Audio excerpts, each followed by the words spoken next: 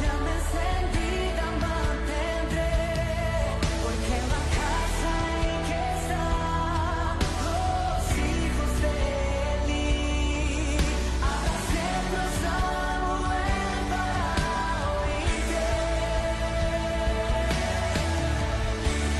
Ahora que tu siervo te oirá, yo soy consagrado en tu altar. No me importan los hijos de Eli, porque yo nací para adorarte. Cuando el sacerdote será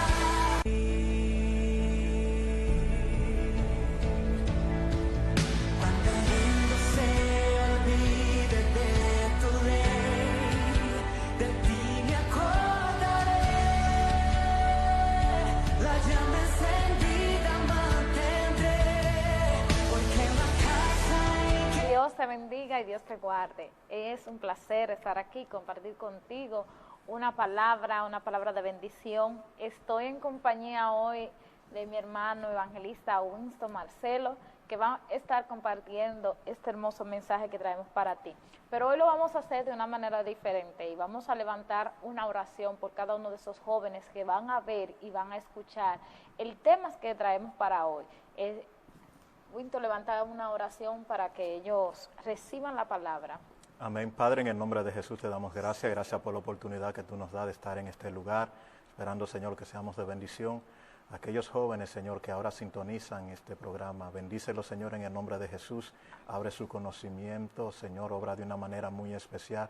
Tú conoces la capacidad de cada uno de ellos, por tanto, yo te lo pongo en tus manos para que tú lo bendigas de una manera especial y sobrenatural. En el nombre de Jesús, Amén. amén. El y amén. tema que traemos para hoy es de frente a Jesús y de espalda al pecado. ¿Qué es el pecado? El pecado es todo lo que va en contra de la voluntad de Dios. Muchas veces tú pensarás y dices, no, que yo no estoy pecando porque yo no estoy haciendo nada malo, yo hago cosas buenas, pero la palabra de Dios dice que por cuanto todos pecados hemos sido constituidos, estamos en contra de Dios por el pecado que llevamos originalmente. Entonces debemos de arrepentirnos de ese pecado que llevamos nosotros originalmente, que se ocasionó por Adán en el Edén.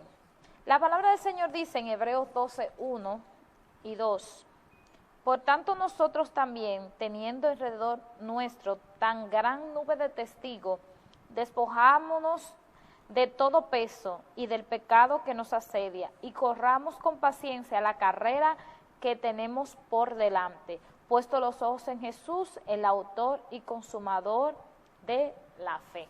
Nosotros tenemos que poner nuestros ojos en el Señor para estar de frente de Él y de espalda al pecado. No hay nada en este mundo que nos ayude a contrarrestar el pecado, sino la sangre de Jesús. Amén, así es. Lo primero que nosotros podemos notar en el tema, Niuska, es que hay dos palabras contrapuestas, que es de frente y de espalda. O sea, que si tú le das el frente al pecado, tú le estás dando la espalda a Dios y viceversa. Entonces, depende de la postura que tú tengas delante de la presencia del Señor, es que tú vas a huir del pecado. El pecado no va a tener fuerza en ti. Yo quiero recordarle lo que pasó en el principio, dice la palabra del Señor en Génesis capítulo 1, versículo 26, que Dios creó al hombre conforme a su imagen y conforme a su semejanza.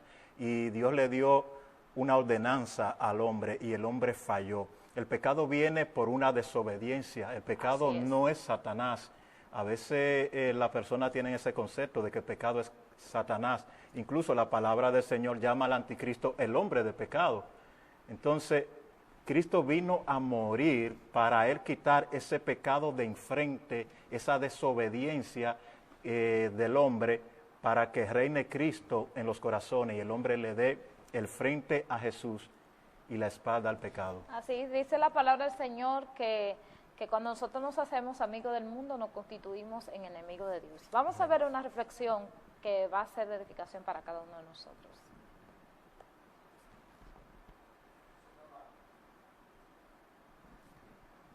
Bueno, a lo que llega la reflexión, ahí en la palabra del Señor en Daniel capítulo 5 habla sobre este rey que era hijo de Nabucodonosor. y el rey Belsasar hizo un banquete con todos sus invitados, la reina, todo lo que llevaba en el reinado. Entonces este rey mandó a buscar las cosas escogidas para Dios, y hizo su fiesta, le echó sus vinos, hizo culto a Baal. ¿Y qué sucede? ¿Qué sucede? Que levantaron esos cultos y fue de abominación para Dios. Vamos a ver la reflexión ahora, en este momento. Oraste y creíste toda tu vida. Nunca hiciste nada mal. Y aquí estás ahora. Eres la mejor persona que conozco y yo soy el peor. Tienes demencia. Mi vida es perfecta. Explícame eso. A veces el diablo permite que las personas vivan alejadas de los problemas, porque no quiere que crean en Dios. Tu pecado es como una prisión, excepto que es agradable y cómoda y no sientes la necesidad de salir de allí. La puerta está abierta hasta que se acaba el tiempo. Y cuando se cierra, ya es tarde.